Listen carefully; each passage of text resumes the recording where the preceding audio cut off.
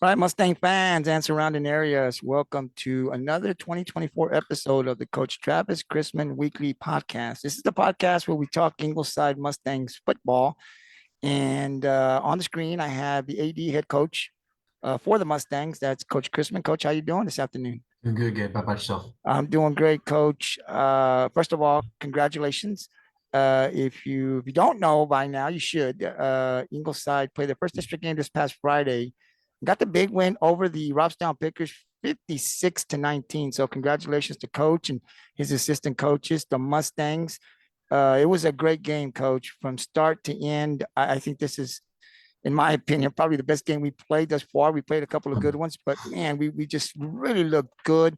Yeah. When you talk about a team win, this was a team win. So many of our players were involved in this win. And Coach, before I continue with the questions, the Mustangs have punched their ticket to the 2024 playoffs. So regardless of what happens, that doesn't mean we're not trying to win, but regardless what happens, we're going to be in the postseason. So, Yep. so that's good. I wanted to put that out there, Coach. But let's recap the game here against Robstown this past Friday. Let's go to the offensive side first.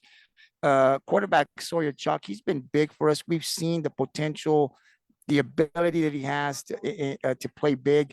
In this game, he was 19 of 25 for 356 yards, 4 TDs. He did have the one interception. Mm-hmm. He also rushed for 14 carries, broke the 100-yard mark, 134. Total rushing yards, Coach, 35 carries, 253 yards. Had a lot of other players that were involved. But just overall, Coach, talk a little bit about the offense, what you saw from them, and then Sawyer's play. He's also our player of the week offensively. Yeah, no doubt. I mean, like you said, great team win.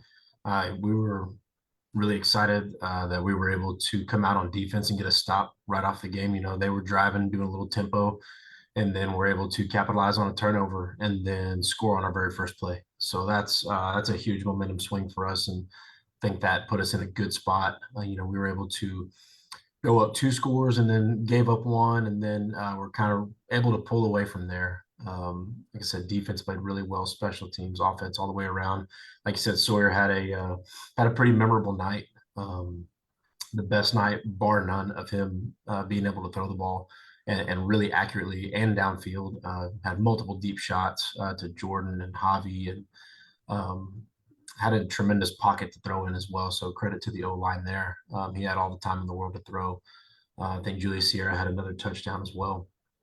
And I mean, he had, I think, 490 yards of total offense. So that was good enough to get him just announced today, Dave Campbell's 4A quarterback of the week, and also the recipient of the Built for Tough 4A player of the week as well. So huge awards, huge accolades for him, and credit to his teammates to help him get that. Yeah, well deserved. I mean, every week he's gotten better. I think we have to definitely, when you look at the amount of passing yards and rushing yards, you've got to give love to the offensive line. They did a tremendous job there of protecting Sawyer to be able to make those plays, and then just completely blocking from starting to end was so great there. I mean, they wore down the Robstown defense. You just saw them going into the fourth quarter. They had nothing left, Coach. I mean, Yeah. as if that's what you saw, and we were still playing with a lot of energy. It was just great to see. But definitely want to give some love to the offensive line, Coach. When we talk about the passing, this is something when you and I first started to talk that you wanted to see continue to get better every week. Yeah. You wanted to see the passing game get better, and it did with the amount of yards passing. Number 13, Javier Solis, the third, 5 receptions for 173 yards, 2 TDs.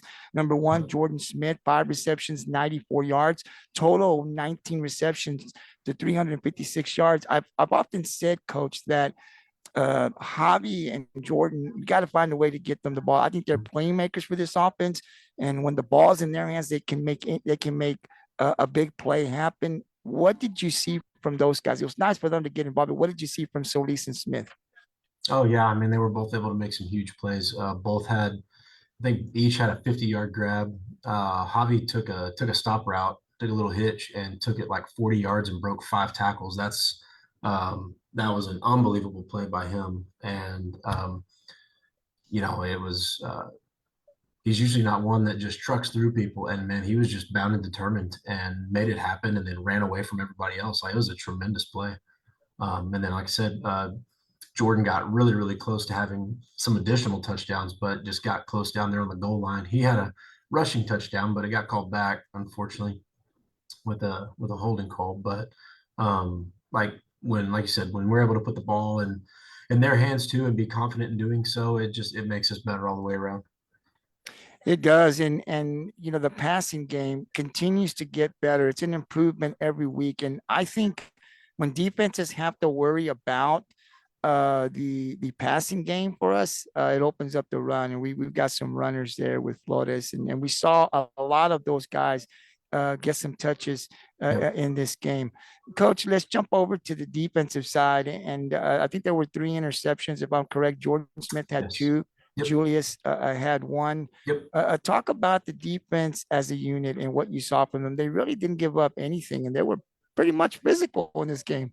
No, it was good. And we had one busted play where we missed an open field tackle and another one on the sideline. And I think they took it like 82 to the house. Tim Sanchez, who's a really good receiver for Robstown. Yes.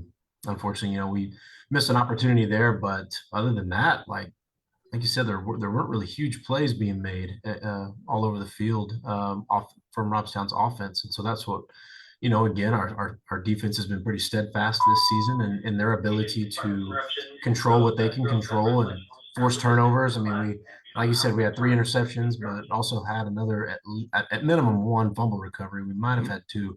So the turnover differential was way in our favor. And so when we can do that, we feel pretty good about our chances to win. Absolutely. Look, Coach, we're looking good. For where I'm sitting now, we're looking really good. I've been telling people for a couple of weeks now that, the defense, I don't think they talk a lot about the Ingleside defense, but our defense is good, Coach. We Yes, can they are. stop some people. We don't get pushed around. We've often talked about the physicality. I know you and I last year talked about it. This defense is physical. They will punch you in the mouth. They play with a lot of emotion. So if you haven't seen this team play, this defense, they're going to punch you, punch them, they're going to punch you back. Not literally punch you, but they're going to fight back. I'm telling Yeah. you, it's great to see defenses win championships. And it's great to see our defense playing so good this year. Also wanted to announce that Sawyer Chalky is the Elite Tank Solutions Player of the Week.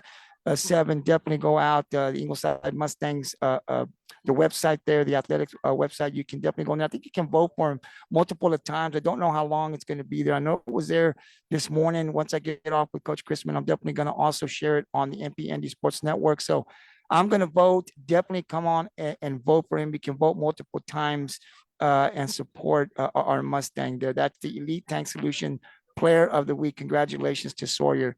He had a great game, all well deserved. Let's talk a little bit about the Mustangs football players of the week. We talked about Sawyer. He was the offensive player of the week, number 3. But let's also number 15. Our defensive player was Isaac Freeman, and you've heard me talk a lot about this kid. I really love watching this guy play live. But Coach, I can go back and watch video of him. He's big time. Had 7 solo tackles. 7 assists, 14 total tackles. That kid is everywhere around. He's always around the ball. Yep. He had 1 tackle for a loss. Talk a little bit again about Isaac Freeman and what you saw in this game. Yeah, no, like you said, Isaac's everywhere. Does a tremendous job for us defensively at kind of that outside linebacker Sam position for us. He is, he's a guy that we can drop into coverage. We can send him off the edge. We can have him be the force player. He can do it all for us. And so he's really stepped up into that starting role this year and just seized it. And has been without a doubt just one of the absolute anchors of our defense and makes a lot of stuff happen for us. He's been a really good player for us this year. And on top of that, he's also a starter on offense and he's on 2 or 3 special teams. That dude don't come off the field. I know. I was just gonna say, don't forget, he's also on the offensive side, just an impact player. He makes an impact. Yep. He's around the ball, and when he's around the ball, something good's gonna happen for the Mustangs. Just great to have him on the defense. That's number 15, Isaac Freeman, and then special teams, number 2, Chase Huerta. We've talked about him too. 4, I believe, kickoff returns. The longest was 19. He averaged about 17 yards. He's good. I think special teams coach can win us a game or loses a game, always puts us in a good position here with our offense when they come on. Talk a little bit about what you saw from him in this game. Yeah, I mean, like I said, Jace is an anchor in all three facets of the game as well. He's rarely coming off the field himself. Primarily on kickoff and kickoff return, he's an impact player because not afraid when he gets the ball in his hands to get downhill and run angry. He's not afraid. He's not going to try to just dance all over the place. He's gonna try to get downhill and get every yard he possibly can. And so, with him being able to do that, and he's one of our gunners on kickoff as well, he is not afraid of anything or anybody, and that's the reason he's in the position he's in, and he continually makes an impact in both areas. Yeah, our special teams is good. I really like what we're playing on our special teams. Coach, if I may ask, Roman Davila, I did see him with pads. He Yep. didn't play, I think. Can you give us any information on whether he'll be ready to go this week? Yeah, I mean, he played a little bit, but he's like I said, he's coming off that knee injury that's pretty tender on him, and so we don't want to rush anything too quick. And again, we want to make sure that we've got him for several. I mean, we got 3 hard games in a row here before we get our bye week. So we know that all 3 of these games are going to be really physical, and be a dogfight in every one of them. So with him, it wasn't as so it was trying to look out for him in his future. Yeah, absolutely. Definitely. We need getting him back with Flores and those other guys definitely going to be big. As we do have, it is a tough district for people that have never seen this. This is a tough district. I think it's one of the toughest districts. And definitely looking forward to being able to compete with some of these good teams and see how we fare in this district. Definitely going to be a lot of fun. Also, week number 7, we always talk about our Mustang football staff member teacher of the week, and week 7 was Miss Ruff. So congratulations to her for the Mustangs take a vote on the teacher. These teachers have such an impact. That's why we want to recognize them here on the podcast, Coach Chrisman podcast, because I think, they do a lot for our players, and a lot of times we don't recognize them. And so anytime I see something that goes up on the website there, Coach, I'm definitely going to be announcing it here on our network. So congratulations to Miss Ruff on teacher of the week, number 7. Also, Coach, I saw some things here that you guys put up last week, right after our podcast. I think it was the very next day. The athletic trainer who does so much. We talk so much about coaches and players and stuff, but nothing happens without the athletic trainer. I mean, they are everywhere. They got to be out at the Thursday game and the middle school games. There's so much that goes into their responsibilities. And we have a good one. I wanted Coach to take some time here and talk about our athletic trainer here, Rihanna. I hope I'm saying her name correct, Sturgeon. Yeah, Rihanna. Yeah. Rihanna. Coach, talk a little bit about her. How long has she been there in Ingleside and just what she does for us?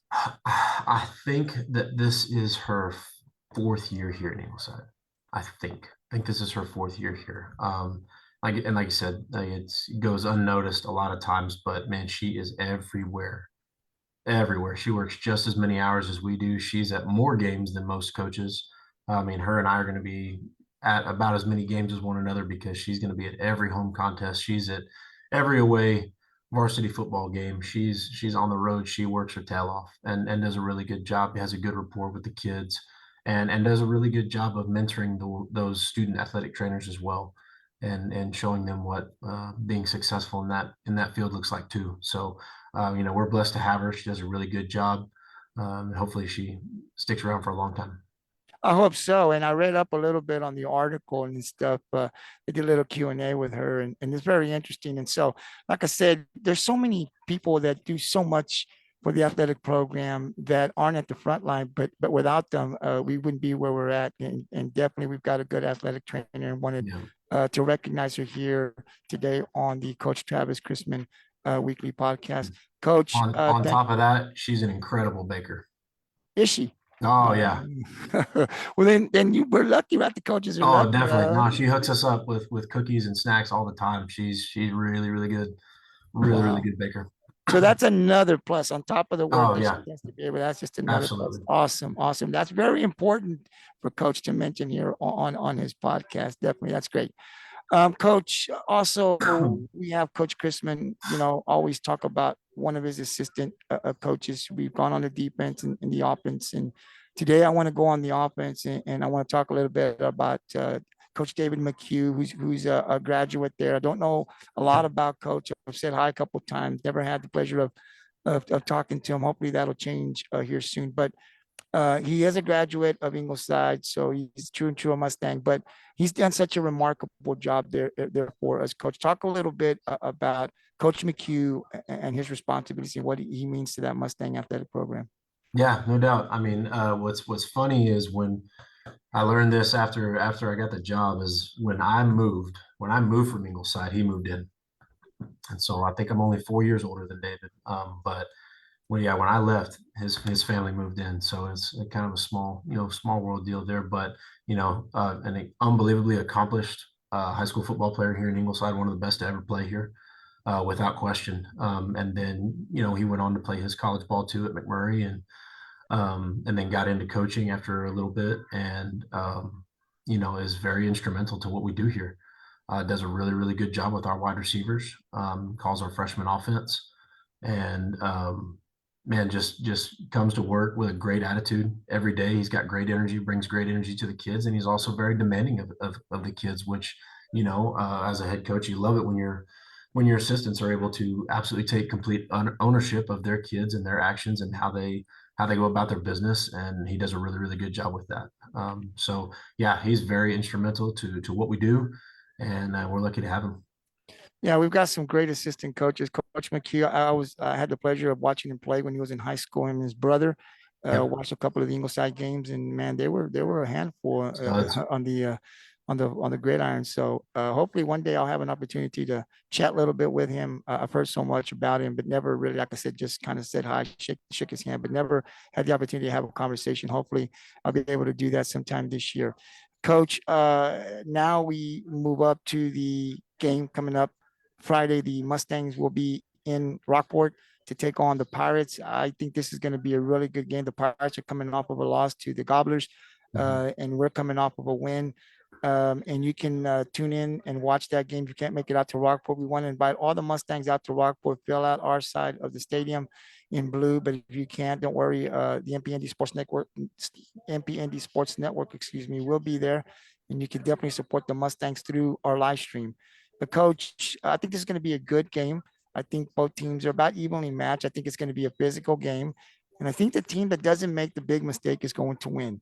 I'm actually looking forward to this. We have a voting poll on the GT Sports Facebook Mhm. repo. We've got a lot of votes. I think we have 60, almost 70 Mustang fans voting. So continue to vote.